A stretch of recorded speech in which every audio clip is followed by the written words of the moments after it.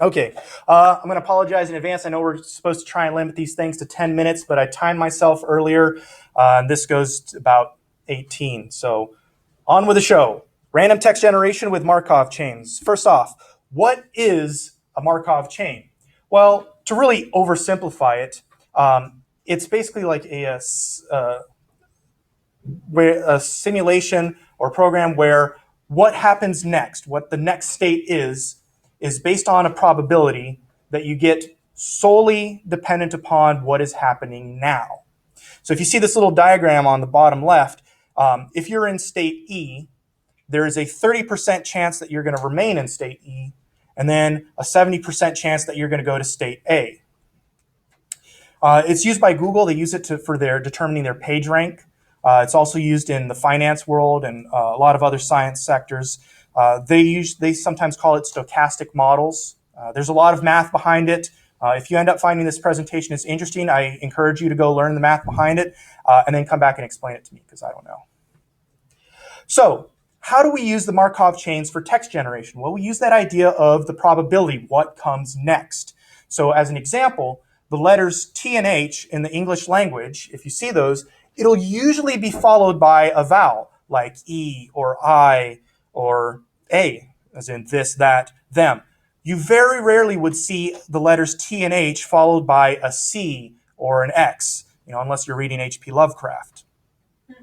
Same concept with words. If I have the words my name together, that's usually followed by the word is or isn't.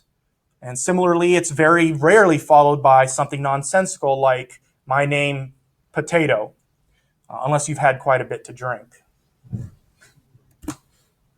So here's an example of how I've seen this used. This blog post, the author went to the Lifetime Channel's website and found that they had a really nice list of all their movie names, neatly formatted. So he scraped that web page. Nice call back to last week, huh? And he put them all into a JavaScript program to generate random Lifetime Channel movie names. And so using just a subset of that, which hopefully you can see well on the projector, you can see here all of the movies start with the word the. And then here's the different chance that it'll be followed by any of these words. So there's, say, a 30% chance that the is followed by color, and there's 75% chance that it's followed by the word of. So with that, you can get movie titles like The Color of Courage or The Color of Love, Jackie's Story. Or you could get The Cold Heart of Love, Jackie's Story. Just random silly text names. So how would we go about making a program like this? Well, first off, the difficulty level of this, I'd say, is at about the 110C, 111C level. If you didn't watch this presentation, I'd say that by mid-semester, you would be able to create this program if you're in one of those classes. One of the key things that you need is a hash table or a hash map. So I'm going to give you sort of a quick and dirty explanation for those of you who don't know what it is. Imagine a phone book that doesn't have any repeat names in it. Each of those unique names is a key. You can see here on the side. And associated with each of those keys is going to be at least one value, at least one phone number. So that phone book, each name might have the home phone and the cell phone, or you might have two different home phones, from back when landlines were a thing. And then the hash table or hash map will take the key and it will inflict math upon that key in order to get back a number that tells it what index to put those values in. And this math is called the hash function. The other thing you need is a custom seed class that you have to make. And the most important part of that is it contains an array of whatever size you want, and that array contains strings. The default that I'm going to use here is 2 for the size of the array. So when you put that into the hash map, you end up with the key, which is your seed of, again, we'll use 2 as the default, 2 strings. And then the values. And the values, you want to keep them in some sort of data structure that can grow in size. You don't want to just use an array. You want it because an array has a set size that you can't change. So here I use an array list. If you do this in C++, you might consider a vector, as long as it can hold a string and it can increase in size. So then what you do is you get some sort of large piece of text that serves as what we'll term the training text. This is what the program learns from in order to generate the random text. And the way it does that is it goes through every word in the training text. And it looks, what is that word? And what is the word immediately following it? And it makes those two words the key. And then the third word on that gets put into the value, into the array list or the vector or whatever. So as an example here, let's say I was going to use this sentence right here, custom seed class for the hash map, as the training text. It would create a key, custom seed, that would be the key, and then the value for that key would be the word class. And then it would move to the next word, which is seed. It would create a key that is seed class that has the value associated 4. And then class 4 will have the value of the. And it's important to note that the keys are going to be unique, but the values, you can have repeat values. So you see here at the bottom, if I use this 2-word seed, my name, of the 6 words that are in the array list, 3 of them are is. So that means if I'm generating if the program generates text and it generates my name, there's a 50% chance that the next word that'll show up is the word is. Still kind of confusing, I know. So let's look at it from the source of how do we get from the standpoint of how do we get a final product. So I keep meaning to read Common Sense by Thomas Paine, and I keep putting it off. So I figure the next best thing to do is to have my program read it for me. And it generated this text that's inside the box.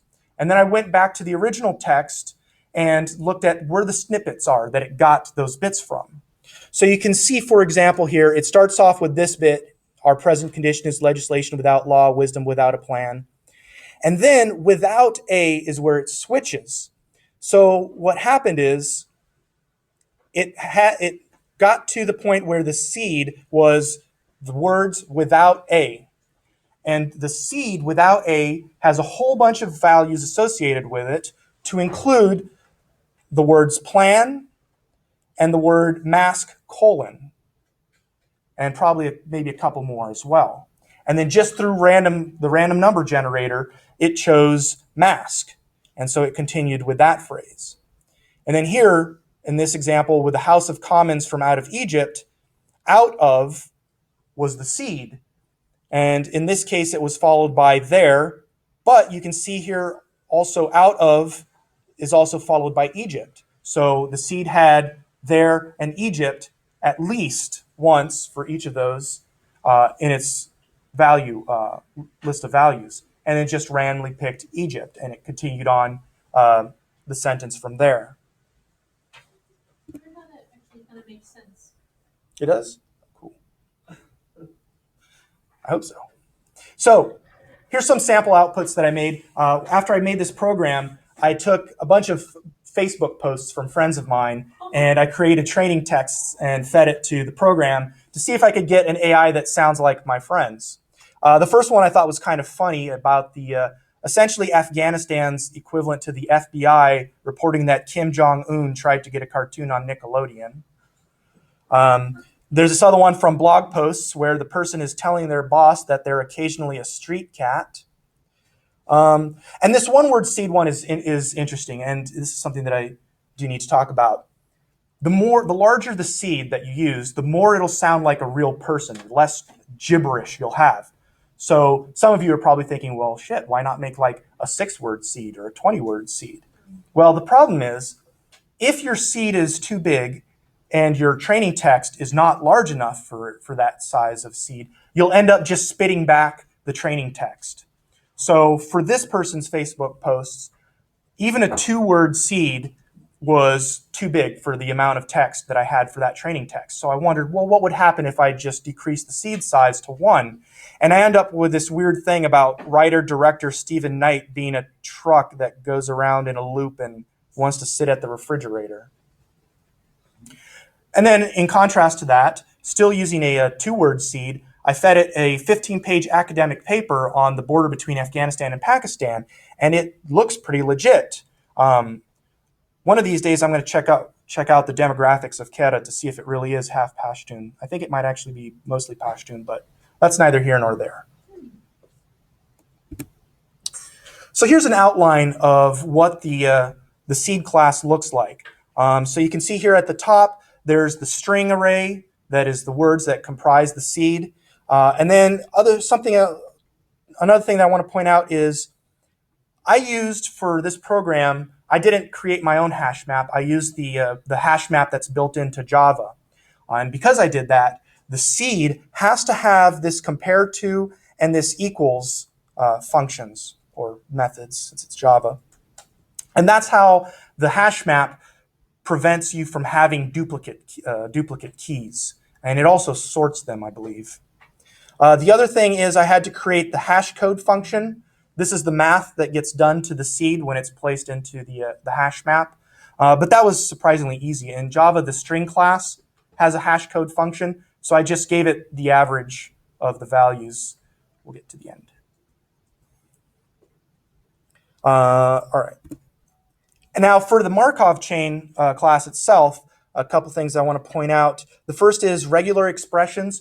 The way I determine how large a bit of text I want it to create is you tell it how many sentences you want to make. And so it determines that by looking for periods, exclamation points, and question marks in the seed. That's why I had to use the regular expression. I also had to create a list just of the seeds, just of the keys, the key values, in order to start it. And then some of the functions started to get pretty long, so I had to create some helper functions, which ended up being kind of useful. I won't go into multi-threading, but to kind of future-proof it, whenever you want to add stuff to a data structure, like say a hash map, you want to have it synchronized in Java or somehow make it so that it's thread safe. But we'll go over that another day. So where do you go from here with this program? Well, a couple of issues that I had, or things that I've thought about. One is case sensitivity. Right now, my name, if my is capitalized, is a completely different key from my name if the my is not capitalized. So they'll have different array lists, different lists of values. I don't know if that's a good thing or a bad thing. I haven't tried it yet. Another one is punctuation. If it prints out an opening parentheses, it will not specifically try to create a closing parentheses, or it might put in a closing parentheses without having an opening one. So that's something that could maybe be fixed. There's also an issue with foreign languages. It doesn't like accents very much, but that might be specific to my system. I thought about creating a graphical interface for this, just to make it easier to use, where you could just copy and paste the text into a text box. If you take 111B with Constance Connor, I know she does a lot of stuff with Java AWT and Java Swing, so I took that class. I might dig up my notes from that. And then finally there, the CS211E is the Advanced Java Enterprise Edition class here. It deals a lot with remote method invocation, having websites run Java code. So maybe I could create a web page that runs this text generator. Because right now it's just a command line program. For more information on this, there's the GitHub link that I wrote here on the dry erase board if you want to see the full code. Duke University has a computer science program where this is actually one of their assignments, to create this random text generator. And that's basically what I followed to create this program. And they apparently, in turn, got their idea from Princeton, which also has a very similar assignment.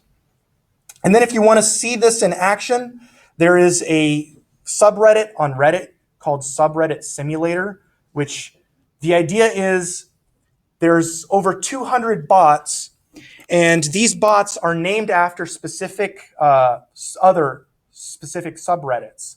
And they use those other subreddits as their training text. So for example, the Explain Like I'm 5 bot uses the Explain Like I'm 5 subreddit. The A Song of Fire and Ice uses that subreddit. So it'll talk about like White Walkers and winter coming and stuff like that. And the sex subreddit will, of course, use the sex subreddit. And most of it is gibberish, but when you have enough of it, just by random chance, you'll get stuff that's interesting or in context is kind of funny. So, for example, one of their all-time highest rated posts was from the sex bot saying, with a post titled, "My boyfriend wants to have sex and herpes." And then the military bot made a comment on that, something to the effect of, the whole reason for hollow points is they should have said something from day one. So funny stuff like that. But anyways, that's the presentation. You had a question, right? Oh, I just wanted to know what a hash code was. It's Did you for the explain function. it and I didn't hear it? It's the math that you do to it in order to get some number, and then the hash table will use that number to figure out where to place the value. Because think of the hash table as an array. Have you gone through arrays yet? Afraid not, but I think I know what you mean, like a bunch, like a long list. Yeah. So imagine a bunch of buckets, and it has to figure out which bucket to put that value in, and so it does math to the key, and that math tells it, okay, put this value in bucket number 10. Okay. You have no idea how perfect that analogy is. Thank you. All right. Any other questions? All right. I printed out a copy of the full code if anyone wants to see it.